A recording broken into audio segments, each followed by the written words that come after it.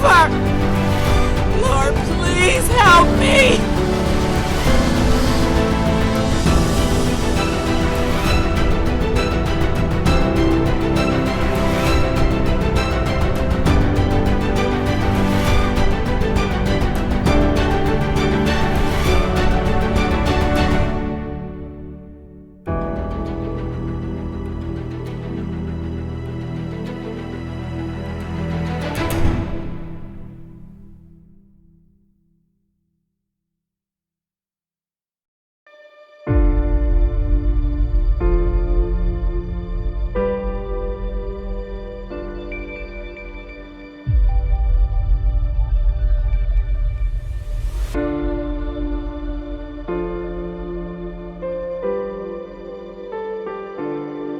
Since I've been here, I've been able to get the counseling and the therapy that enabled me to understand how I got in this situation.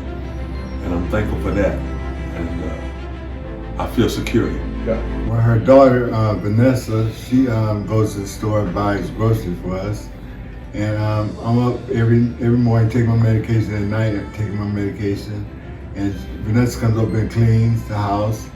And we're pretty much doing all right here, and I'm thank God for that.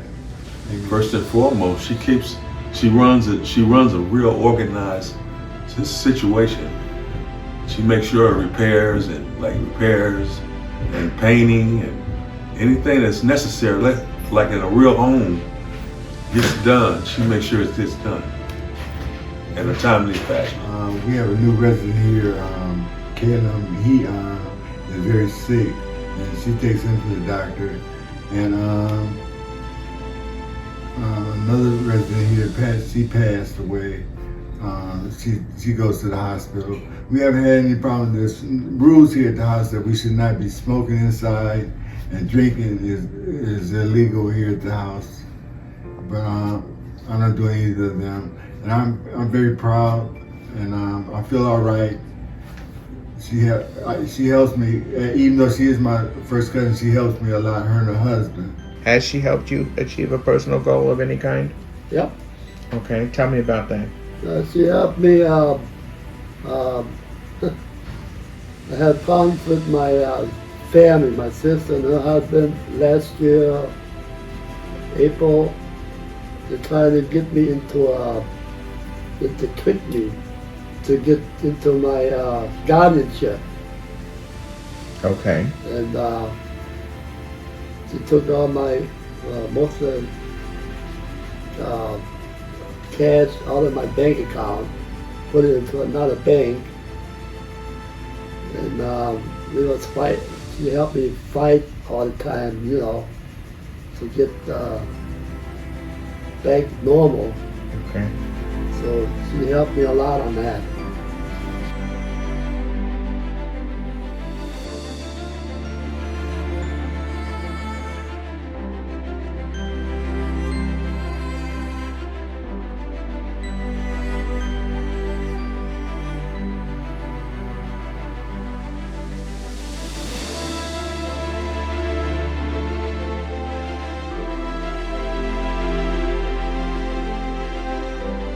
How has she positively impacted your life? Well, we got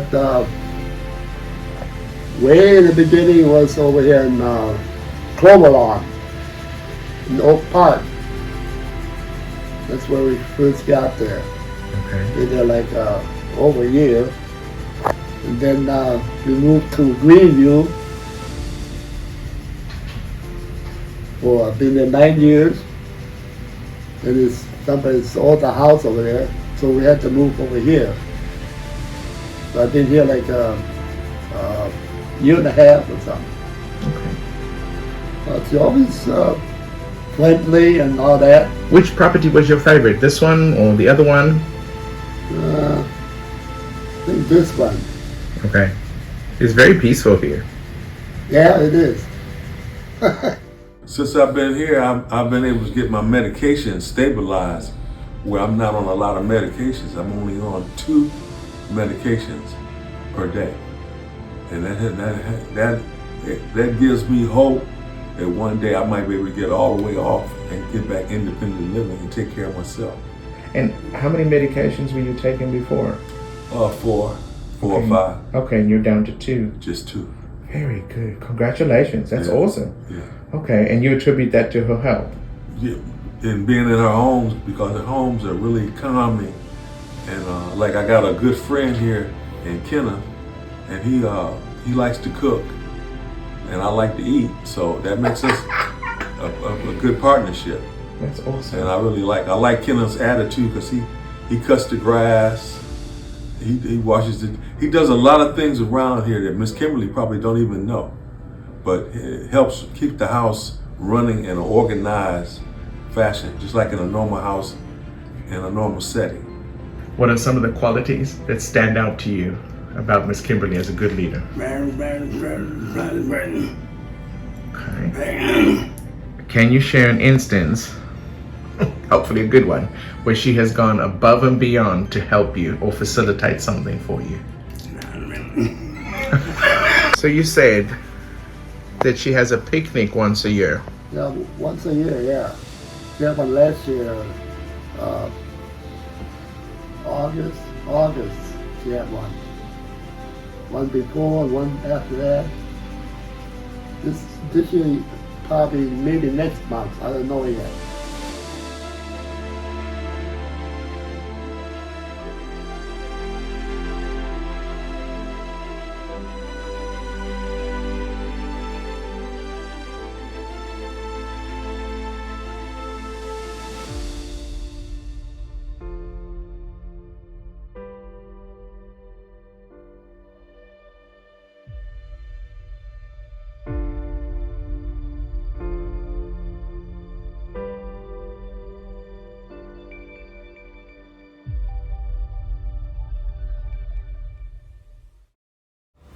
Plan from the very beginning of time was to build his church so that his manifold wisdom would be made known. It's about what you believe. And they're taking it out of context. If you believe it, you can achieve it. Well, there's some motions you got to go through in order that how do you believe it? What made you believe it? What made you understand it? How do you know that's your purpose to believe? Amen? That's the way you have to understand that. It's not just some pie in the sky promise you believe in. You can't go lay your hands on a try. I tried, it didn't work. You can't lay your hands on a Bentley and say, I believe that's mine. I personally invite you to join us as we grow in faith and experience the life-changing power of God's Word together. We are literally discovering God's purpose for each and everybody's life while transforming those lives. We'd love to see you this Sunday or any other Sunday at 11:30 a.m. You can visit us online at trueoraclesofgodministries.org. I look to see you at the church. I look to hear your comments as we preach and minister the word to you. And let me tell you, if no one said they love you today, I love you, and there's nothing you can do about it. God bless you. Cars will break down, and when they do, it's too late. If your car is out of warranty, it leaves you with 2 choices. Get stuck paying for expensive repairs, or one phone call to CarShield. Their administrators pay for your covered repairs so you don't have to. Your coverage includes roadside assistance, towing, rental, and so much more. Plus, with their nationwide network, you choose the mechanic or dealer. Best of all, there's coverage for every wallet size. Make the smart call before it's too late. Call CarShield today. This episode is brought to you by our sponsors.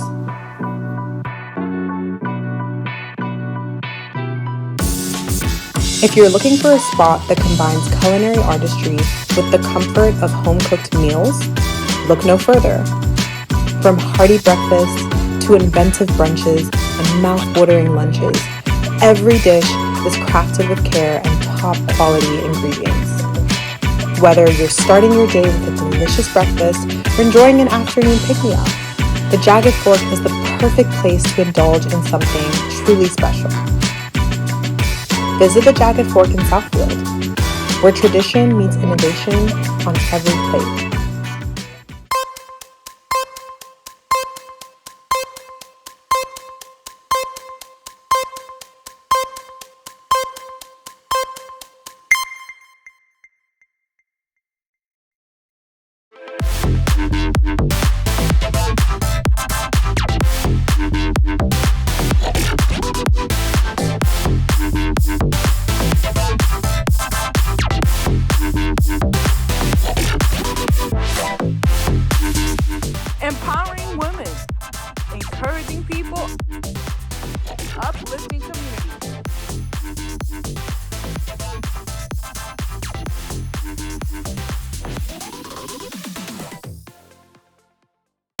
Welcome, welcome, welcome to the Kimberly Bennett Show.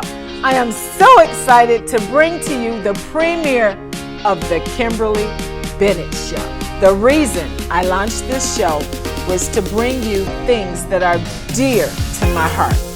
Without further ado, we're going to take a short break for a few messages from our valued sponsors.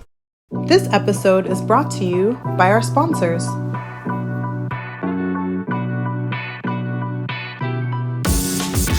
If you're looking for a spot that combines culinary artistry with the comfort of home-cooked meals, look no further. From hearty breakfasts to inventive brunches and mouth-watering lunches, every dish is crafted with care and top-quality ingredients. Whether you're starting your day with a delicious breakfast or enjoying an afternoon pick-me-up, the Jagged Fork is the perfect place to indulge in something truly special. Visit the Jagged Fork in Southfield, where tradition meets innovation on every plate. Welcome back to the Kimberly Bennett Show. And with us today, we have Reverend Horace Sheffield. That's correct. Welcome. Well, welcome to you. Thank you for being here today. Thanks for having me. Not a problem.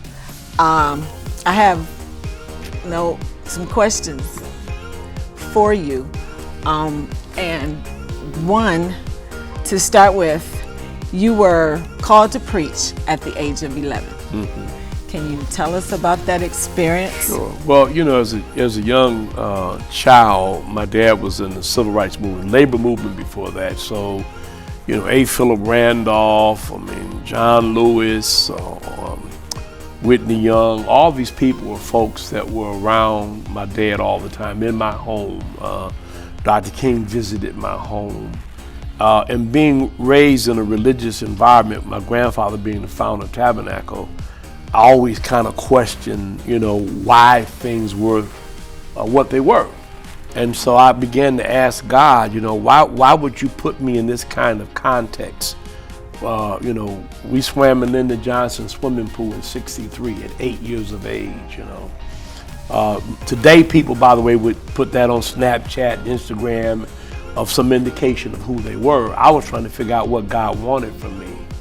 And then in 1963 or 65, whatever it was, I forget, when King came to town, my dad had him at Cobo Hall. Knew him in a private sense, but when he began to speak and I saw the power that he had and felt the anointing of this man, I asked myself, what manner of man is this? And God said, it's not the man, for what you see is flesh and blood. What makes him powerful and great is my spirit in the man. And I said immediately, well, Lord, can I have a portion of that? He said, well, seek my face. And I said, thy face will I seek. I took that as my call, kind of brushed it off. Then later on in life, when I was probably 20 or so, I'm riding down the Jeffries Freeway, and God spoke to me again and reminded me of that day and told me he had called me to preach and he was going to give me the power to move many.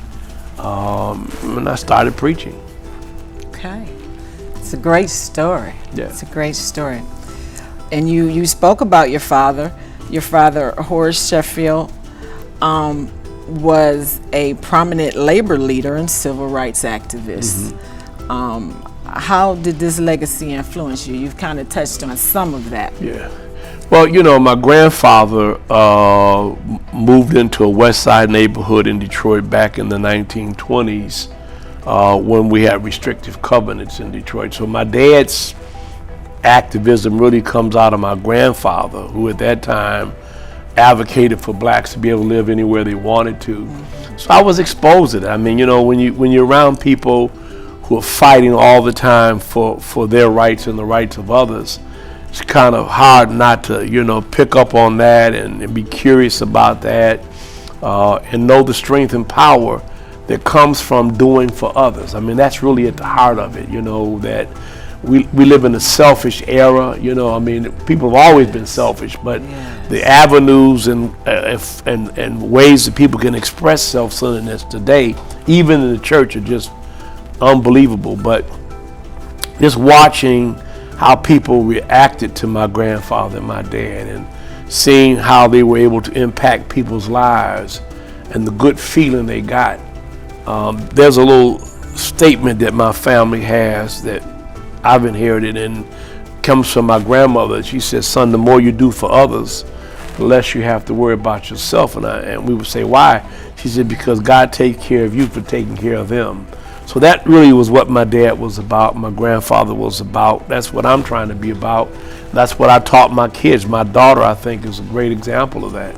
She is, and that was going to be my next question. Okay. What do you feel about your daughter? How do you feel? I mean, I'm proud of her, and I don't know her. Yeah. But everywhere I go, they speak good things about Yeah, her, yeah. and she's a beautiful female, so I'm Yeah. partial anyway. Well, what do you feel? Yeah, and she's smart. Okay. When Mary was 6 years of age, I pulled in the driveway, and my kids would always run down the driveway to greet me. My daughter, would be the first one, and so she was running down the driveway on Shrewsbury, and the Lord said to me, I called Mary to preach. And she comes and she hugs me. I says, Mary, guess what the Lord just told me? She said, what? That he called you to preach. And she starts crying. Oh, I told the Lord I don't want to do that. I said, well, Mary, don't get mad at me. Talk to God. Of course, at 14 years of age, she started preaching. I think God has had his hands on her. I think, all powers to be ordained of God. What do I like most about my daughter? I think she has that Sheffield mantle. She doesn't think more of herself than she should. She's humble. She's approachable. She treats everybody the same, whether they have fame, fortune, or they don't have a dollar.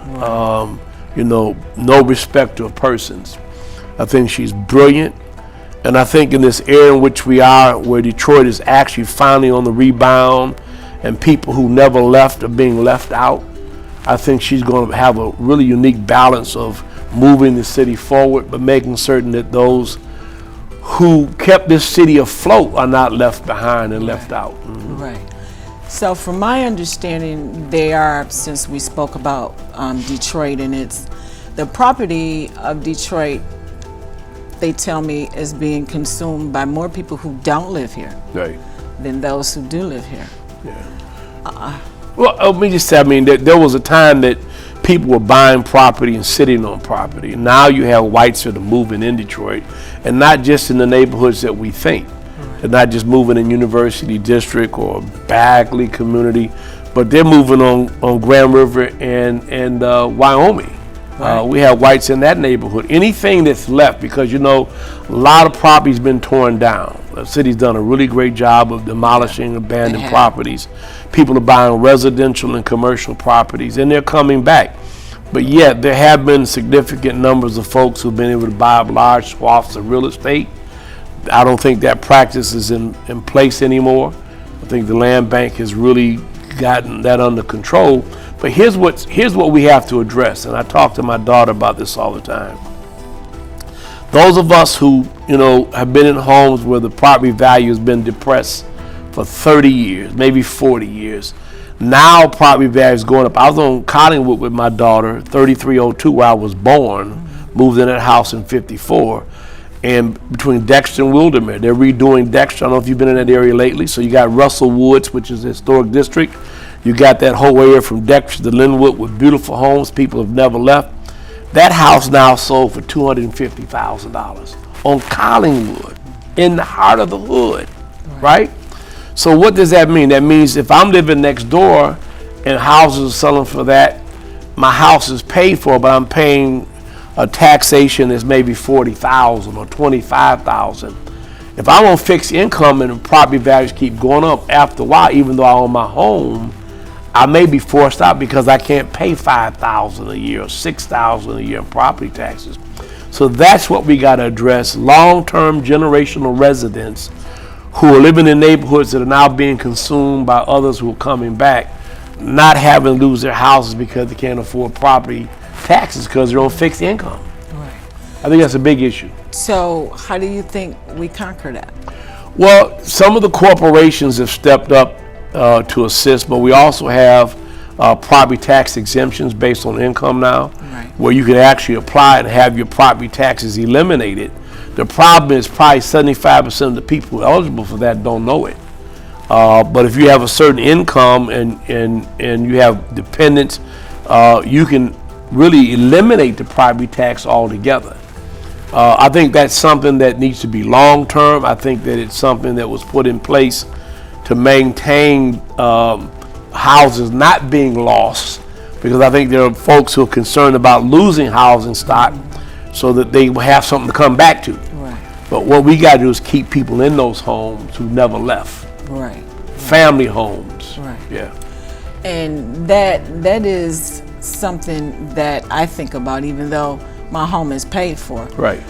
As a retired senior, will I be able to pay my property taxes? Is it a house in Detroit? I have homes in Detroit. Okay, so but no. so you're talking exactly what I'm talking about. Say my Social Security is $2,000 a month, right? I don't have a pension. Maybe I work for DPS or somewhere. Pensions were lost, right? So all I have is $2,000 a month to take care of everything. Everything. My house is paid for. I've been paying $900 a year for my property tax because the house was assessed at $14,000, but now it's a neighborhood in transition, and as people buy homes for $150,000, $180,000, $200,000, that tax could go up to $4,000 or $5,000 a year.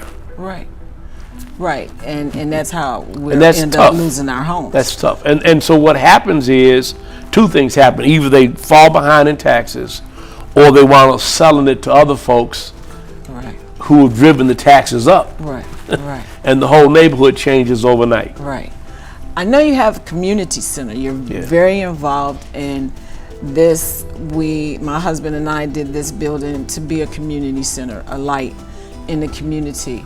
Our challenges is we're footing the bills every month. Right. Events that we put on for the community, very little volunteers. How do you get volunteers? How do you get people more involved? Yeah. Well, first of all, I think you need to have a nonprofit so you can have community use of this facility. There's neighborhood opportunity funds, for example. Need to connect you with your city council person once you have. Do you have a 501c3? Yes. Okay, so then you're eligible to apply for public facility money, public service money, where you have a facility like this, you invite the public in. You get some of that money, can underwrite some of your costs. Okay. And this is a beautiful facility, Thank you. Inside and out. So that's something maybe I can help you work on and put you in touch with my daughter. And then seek some grants. I mean, the neighborhood you're in, I'm not sure what this neighborhood is called. Okay. I don't think this Bagley comes down this far. No. But there's certainly a name for this neighborhood. Correct. And you're not far from where a lot of stuff's happening. A lot of stuff's happening on 6 Mile. Right. Livernois. Livernois. And so, maybe organizing this community yourself around some of these businesses that are on Puritan and being able to get some money for, the work and stuff that you do over here. There was a liaison from the city of Detroit, a female, who met with us for the last 3 months but last meeting, no one showed. At first, I got a few who own the liquor stores, construction company. Our last meeting, no one showed. Yeah. So, how do I keep them involved? Well, here's the thing. It doesn't take a whole lot of numbers, right? I mean, look what the big three does: Jesus, God, and the Holy Spirit, right? There's three of them, right? So I think we get discouraged because we don't get the numbers. I think when we do the work and are committed to the work and sustain the work, endure in lean seasons, that after a while we get successful, right? And then success brings people in. Then you got to be careful about who you give what to do. I tell people all the time, I got these typologies. We talked about my daughter, and I'm in her ear all the time. It could be the right what, but if you have the wrong who, the what will never happen. Right. So you got to always be praying, God, show me who these people are. Let me see who they really are, because people present themselves very well. Right. And so I think what I'm saying to you is that if you have a vision, right, God will give you provision for your vision, and you just need to prove that this is not a one-off. This is not just a one-day display, that I'm committed to this, that this part of Puritan is going to become the premier part of Puritan, right? and people are going to flock to my doors because we have first-class quality environment here. And not only are we doing this for us, but we're doing it to be the little yeast that leaveneth the whole loaf. We want to be that which influences how this whole neighborhood is looked at.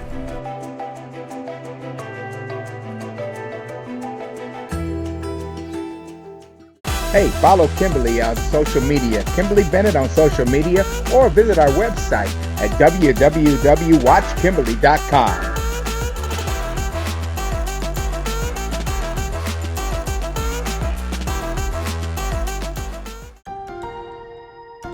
If you're on supplemental oxygen, heavy and awkward tanks can be a burden. Now, you can leave home and leave the tanks behind with Inogen, portable oxygen therapy that moves with you. With my Inogen, now I'm able to do the things that I've always loved. I just press the button here, and there's my oxygen. Inogen systems are so small and light, you're free to leave the house without the hassles of an oxygen tank. I could play golf again. I could go grocery shopping. I'm free again. With the Inogen, I can handle my own oxygen. I can carry my own oxygen. I go anywhere with this. Look how small it is. And right now, you can try an Inogen portable oxygen system for 30 days risk-free. Call us right now. If you qualify, we'll send you an Inogen system to use for 30 days risk-free. Your insurance may even cover your new Inogen system. If you're on oxygen, you need to be using an Inogen. Call 800-545-1760. That's 800-545-1760.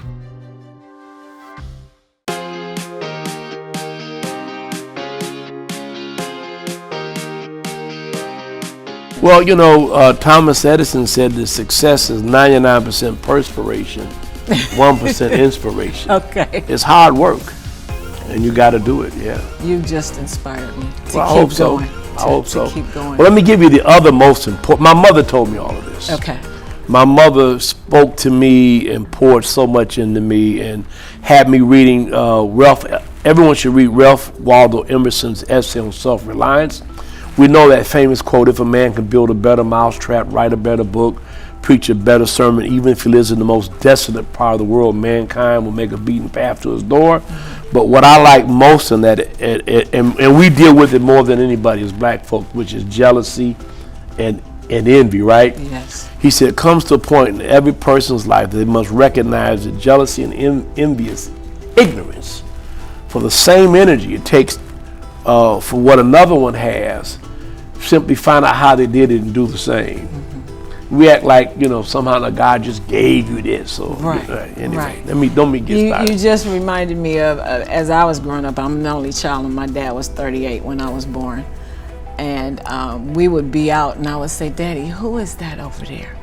She looks nice. He says, go ask her. Right. Introduce yourself. Right. Tell her what your name is. And so I think now I know that he did a lot of things to me and pushed me to do a lot of things so I won't have certain things like jealousy. Yeah. Like I don't feel that I can approach someone and ask them, and how did you do it? Yeah, right. Exactly. What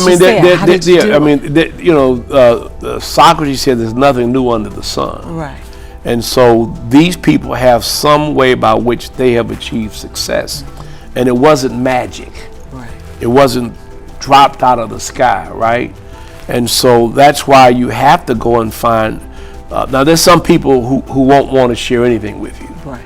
But, you know, if in fact, like me, you believe that you were given this gift and blessing from God, it's not really yours. Right. It's His, right?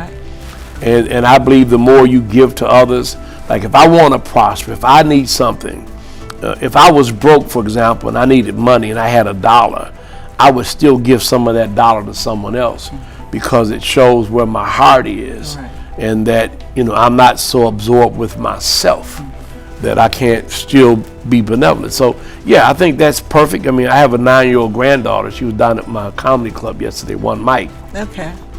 She had overslept, and I let her, you know, take the day off. And so I'm down there taping my TV shows, and I had her sit on the set with all of my people who work for me. And it was phenomenal to hear her talk about, this is my granddaddy's place, and he's doing this.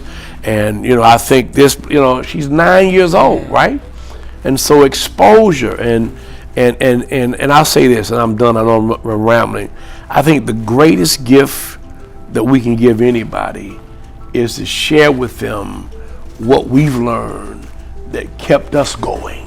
That's the reason why we are where we are, right? Right. And I can sum mine up. I trust God for everything, and I put everything in His hands. Okay. I have nothing to do except the effort that He requires of me. He says, give, right? So there is some effort. Ask, that's effort. But the results belong to God. I am where I am because I've committed myself to Him. I've trusted in Him, right? And then I share what He gives me with others. Yes. Yeah. That's great. Yeah. That's powerful. Very powerful. So I thank you for being my first guest. Wow. Where's the bells and whistles? Yeah, bells and whistles. And I will be calling on you Absolutely. for guidance. Well, I would love to put you in touch with some folks to see how you can get some things going over here. It's a beautiful place. When I walked in the door and I saw the exquisiteness of this place. This, I worked on it for 2 years. My mom was one of the first to pass from COVID-19, and that's my mom. That's your mom? Okay.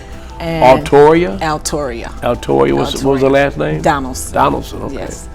My dad was Harvey Donaldson. Okay.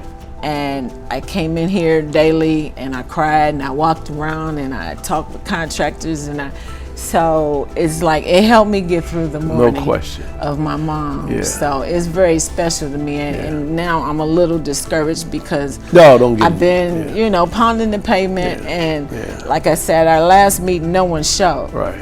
And so, thank you. You were Well, two things on that. One, first of all, is how you handle grief. My sister, my youngest sister, who was older than me, passed 3 years ago. I don't know if you've seen my building on Grand River. I bought the old Gabriel Shaw Library. It's absolutely gorgeous. You should come see it. Okay, Wyoming.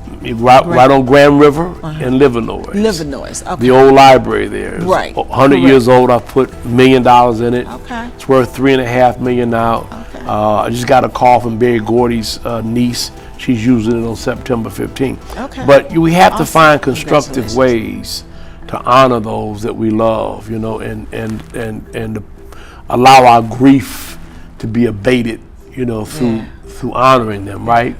Yeah. I mean, that's very important. The second thing is, which I will commend you on, is that I grew up in a time in Detroit where Detroit was a beautiful city. It was a classy city, and we don't have a lot of places in our neighborhoods now that look like this. Thank you.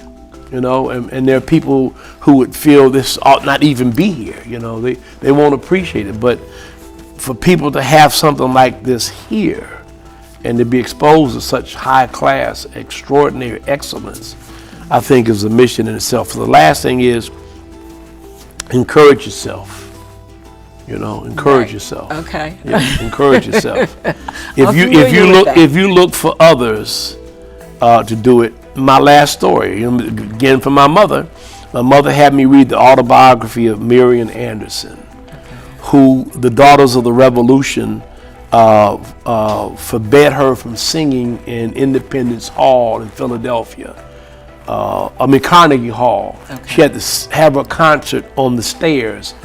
Franklin Delano Roosevelt's wife, Eleanor Roosevelt, sponsored it because they wouldn't let her sing inside, let her sing outside. Okay. But when she was a young girl, she went to a state fair, and a little white girl had a white balloon who released it, and the balloon rose so high that it eventually disappeared. So she said to her dad, "Dad, I want a balloon like the little white girl, white balloons." They went to the guy who had the balloons to purchase one, and all he had left were black balloons. And she told her daddy, no, I want a white balloon like that white girl that will rise and rise and rise. And finally the balloon guy put some helium in the black balloon and gave it to her and said, "Sweetheart, it wasn't the color of the balloon that made it rise. It was what was on the inside." That's awesome. That's awesome. So thanks for that. Encourage myself. Yeah. As Snoop say, I want to thank myself. Yeah. So thank you so much for being my first guest, empowering me. You really have, and taking the time to come and talk with someone like me. Well, it will happen. Just keep pressing and keep praying, and before you know it, it will materialize. Thank you so much for tuning in. Join us again, same time, same place. Thank you. Hey, follow Kimberly on social media, Kimberly Bennett on social media, or visit our website at www.watchkimberly.com. Want to appear on our show? Visit our website and click Be a Guest, and one of our producers will reach out to you. Season 2 production is starting soon, so you don't want to wait.